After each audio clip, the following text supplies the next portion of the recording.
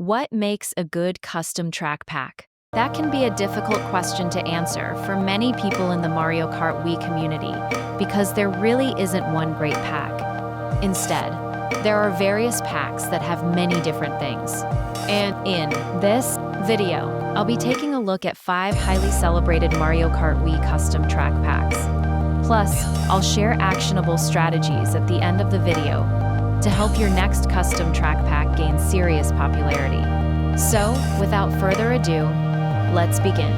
The first custom track distribution we are going to talk about is Grillin's Whack Track Pack, a custom track pack created by Geomac Grillin. You might have heard this custom track pack from a video TWD98 made on January 18, 2025. According to the custom Mario Kart Wiki, it says, it was made with the intention of being a fun alternative to existing Pulsar distributions, with the aim of minimizing what is believed to be the more rage-inducing aspects of the game. Rebalancing vehicles, item odds, character stats, and prioritizing fun. I'm sure if you have played Mario Kart Wii, this is what you likely have to go through.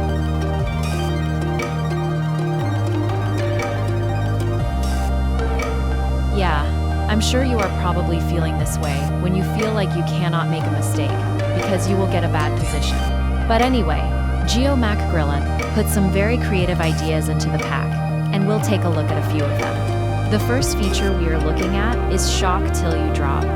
It says, a game mode where first place mostly pulls the lightning, while the rest of the room pulls mega mushrooms, stars, bullet bills, and blue shells. What makes this feature special is you only pull useful items, and it can be very chaotic and fun at the same time. The next feature we are looking at is the Shuffle Cup, and it says, a cup of tracks that frequently cycles its tracks with each update. Shuffle tracks can be voted to be kept in the distribution. This also stands out because the Whack Track Pack community can decide what tracks stay in the pack and what leave the pack. Many custom track distribution makers usually decide what tracks stay and what tracks leave the pack. The next feature is the Feather, and it says, it makes you jump like in Super Mario Kart or Mario Kart 8 Deluxe when using it. It ignores invisible walls while active, and it replaces the blooper. There are 3 reasons why the Feather item stands out. 1, not a lot of custom track packs use the Feather. 2, just like what the wiki said, it allows you to take shortcuts. And 3, just like what the wiki said again, it replaces the blooper item. The blooper is one of the most disliked items in Mario Kart Wii because it typically doesn't cause much damage to other racers. The last feature we are going to look at is Item Rain and Item Storm. It says, Item Rain and Item Storm are game modes where items fall randomly from the sky to disrupt players. There are a few reasons why this is yet another feature that makes this feature stand out from other packs. It uses the rebalanced version by ZPL, making it not so chaotic, but Item Storm can make it chaotic and challenging, because you have to pick up the good items in only a few seconds before they disappear, and the Item Rain version Whack Track Pack uses is only used on one other custom track distribution. That's it for the first custom track distribution. The next one we are going to look at is CTGP Revolution, a custom track distribution created by Mr. Bean, 35,000 VR and Chatters. Although this custom track pack lost significant popularity in the past few years due to a variety of reasons, which I'll get to in a second, it is still one of the most respected and arguably used to be the most popular custom track distribution. Let's look into a few reasons what made CTGP Revolution stand out from other packs. The first feature that made CTGP Revolution stand out from other packs is it was the first pack to ever include knockout mode, raising the competitive stakes by eliminating the last place racer after every single race, or depending on what the host settings were. Before the official knockout mode implementation, players had to kick out players when they got eliminated in empty servers to replicate the tension. By integrating this mechanic directly into the mod pack, Mr. Bean 35,000 VR and Chatters revolutionized multiplayer gameplay. If you fall to last place in a knockout lobby, your position counter turns red, and if you get last place, you are immediately eliminated from the remainder of the Grand Prix. The second feature that made CTGP stand out was Item Rain, just like in Grillen's Whack Track Pack. However, CTGP was the first pack to use Item Rain. Although the Item Rain version was developed by Mr. Bean 35,000 VR and Chatters, and its version is a bit different than ZPL's, it's important to know that Item Rain was carried onto various other packs. So did Knockout Mode. The next feature we will be talking about is auto-updating. Almost all Mario Kart Wii custom track distributions make you manually update, as updating is required to play online. For CTGP, you could just click the update button in the main menu whenever an update came out, and you didn't have to download files and replace them on your SD card. But what happened to CTGP? Why is it no longer a popular custom track pack? There are multiple reasons to why CTGP is losing popularity. First, in order to play CTGP, you need a Wii or Wii U, an SD card, and a Mario Kart Wii disc. But many custom track distributions that either make their packs using Pulsar Pack Creator, LE Code, or Custom Track Distribution Maker can be played both on console and on Dolphin Emulator.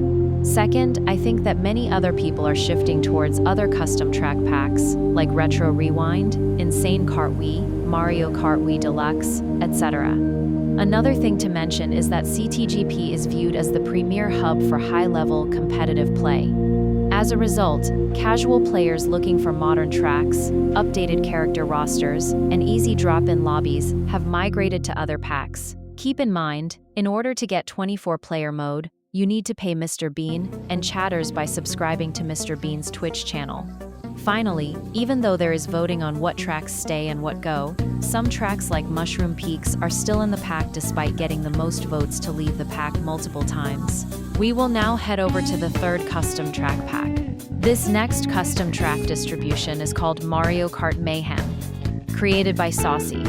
Although it is discontinued, it still had a decent amount of popularity when it was first released, and it had some interesting features I want to share with you guys. Let's take a look at the features. The first feature we are looking at is Lap KO. Lap KO is a variation of Knockout Mode. Similar in Mario Kart World, you get eliminated every lap instead of every race of Grand Prix.